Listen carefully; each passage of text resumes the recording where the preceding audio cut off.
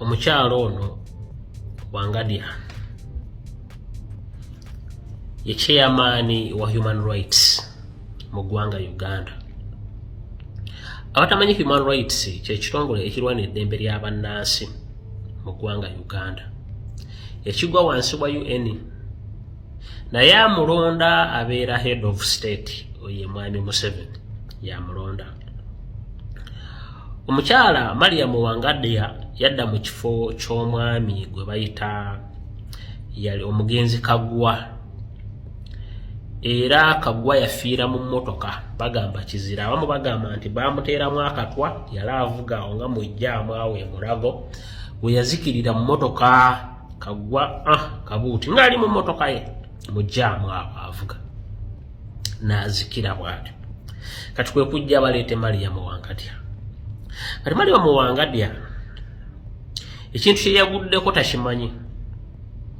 Emabega kaawa abadde yakawandiika ekiwandiiko ekyokuresigninga nti alikulidde ayagala kuwummula ofiisi agiteeke ebbali. Ffenna kyalabwako ng'ebbaluwa agiwandiise era akakiiko ka Kosase kamuyitako nga kalina ensonga ze kamubuuza nga akadde kaako okuresigninga tekannatuuka kuba baba balina okwapuruvinga resignation letter ye. Naye olwaleero ebivuddemu ategeezezza akakiiko ka Kosase nti Anthony General ategeezezza Palamenti nti okusaba kwa Mariam Wangadia okw'okuwummula tekwakkirizibwa. Mwami Museveni agaanye okukwapuruvinga agambye talina gy'alaga, alina okusigala mu ofiisi. Bw'oteekayo okuresigninga ne bagaana bamuga alina okusigala mu ofiisi lwampaka kye kitegeeza. Bwe bakugamba lwampaka ndowooza ya Mwami Museveni okimanyi. Gwe manya passport oba tokyalina. Bwe bakugamba nti lwampaka wabaawo fayiro ze bakugulako eziba zikulinze. Kashiri eri either gwe kusalawo kujeema oba ne kakulya. Kuba ye muntu akutega amaja. Kuba ku bintu bye bali mu kupiininga Wangadia bamuwa budget ya ssente obuwumbi obusukka mu 10 ogenda ng'okunoonyereza obutabanguko buli kimu, tocha chambers, balambula amakomera, ebintu byonna byonna ebikwataganye n'okutyoboola eddembe ly'obuntu. Oluusi kooti bye beetalungamiza bulungi. Bwegamba bo babaawo okukuba ttooki mu makooti, babaawo okukuba ttooki mu bitongole byonna byonna ebikwasisa eddembe ly'abannansi egy'emirimu abadde tagikola.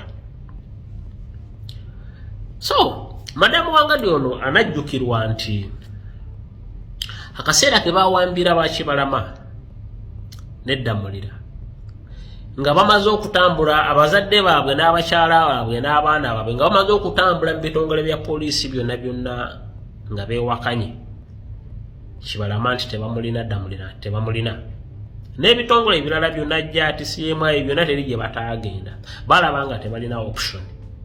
Ne bagamba akabaddukire ewa Wangadia mu kitongole kya human rights. Wangadia yabeera frankly nnyo n'abagamba nti tetumanya abantu abo babeekizizitinga oba mu nsi babaayo. Musobola okuba nga mwogera ku bantu abatali mu nsi nga tebabangamu mu nsi. Sirina bukakafu bulaga nti abantu abo baali babaddeko mu nsi. Abakyala b'abaami abo ne basituka bukolokolo ne baleeta ennangamuntu. Abaali abakyala nga balina n'abaana kati ne weebuuza abaana b'abaami abo empewo oba amayembe ge gaawasa abantu abo nga Kibalama n'eddamulira baali mpewo ne babazaalamu, era ne DNA y'abaana bw'ogikwata ogitwala ku mpewo okumanya nti no taata waabwe omutuufu abeera mpewo. Bw'atyo Wangadia bwe yaddamu families eza ddamulira ne Kibalama. Naye gye kyawunzikira abantu abali banoonya obwenkanya bw'abantu baabwe abaabula nga ddamulira ne Kibalama, kyawunzika nga Kibalama mukyala we yali anoonya bbaawe eyajja mu ofiisi ya Wangadia face to face n'ebiwandiiko ebiraga nti bbaawe waali Kibalama. Kyawunzika nga ne mukyala we Kabuuti bamusanga mu kinaabiro ng'afudde mu singa eno gye banaabiramu bathtub bwe baamuteeka nga bamubiseeko n'engoye essuuka mwe yafiira. Kibalama ne taata wa Kibalama n'afa kuba ne maama we yafa wa Kibalama kati abaana basigala baamulekwa. Damulira ye maama wa Damulira bwe yamanya nti mutabani we yabula baamubuzaawo ye yazolika n'avaako pressure ne zimukuba n'abanga takyategeera. Oluusi babadde bawaddaako ne bamulabirira. Naye kyawunzika nga n'omuntu eyasigala alwana ennyo okulabika nti naazuula bbaawe Damulira naye n'afa. Meaning abantu babiri Damulira ne Kibalama abanoonyezebwa abatuuka ne mu ofiisi eya Wangadya ng'agamba abantu abo tebeekizizitingangako mu nsi tebabangayo naye ne babagirayo obujulizi obulaga nti abantu abo bannayuganda babaddeko be babba baabwe be bataata b'abaana baabwe gye biwunzikidde ng'abantu abali banoonya obwenkanya obwo bonna nga bafu. Ababiri mukyala Kibalama ng'afudde n'abazadde be ne bafa. Mukyala Damulira nga naye afudde. Kati abadde adduka agenda Mwami Museveni amugamba sigalawo tolina gy'olaga. Kati nammwe abali eyo mwenna abali eyo abali mu offices nga mumanyi nti babakontrolingira ku remote essaawa yammwe tennatuuka butuusi naye essaawa ya accountability Mwami Museveni akola ebintu bingi nnyo ne mutabani we naye bo tebalagaayo faces zaabwe basigala eno backbencher behind the camera. Era Mwami Muhoozi ng'oggyeko tweets z'akola ng'oggyeko n'okubeera nti yavunaanizibwa ku security n'ekitaawe nti ye head of state asobola okukomandinga ng'oggyeko okumuvunaana ekyo bw'ebeera nti crime scenes omubuuze yabadde directly involved mu bintu ebyo oyinza obutamulabawo. Ate amateeka gakugamba nti omuntu yenna abadde directly involved mu nsonga ezo yalinanga okuvunaanibwa emisango. Kati bannayuganda mubeereyo mwenna buli amanyi nti bamukozesa ebikolobero mulabire ku Wangadya. Mulina akaseera ke mugenda okutuuka nga mulina okusaavinga ebyo byennyini bye mukola ng'abantu. Nammwe mubeereemuko n'amagezi agategeera. Bwe baba bakozesa ekintu yadde oyagala musimbi naye sooka olowooze ebintu bwe biba bikyuse kikulekawa.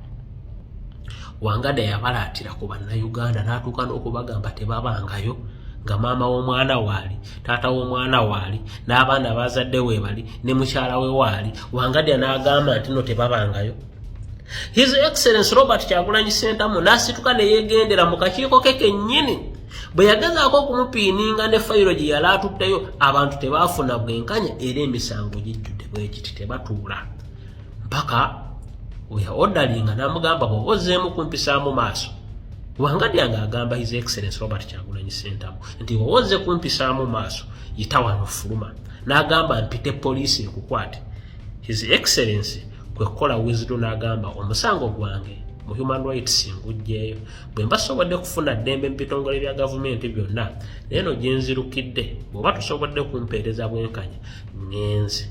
Kati akaliro kaako Wangadya we kamutuusizza ayagala kudduka agende.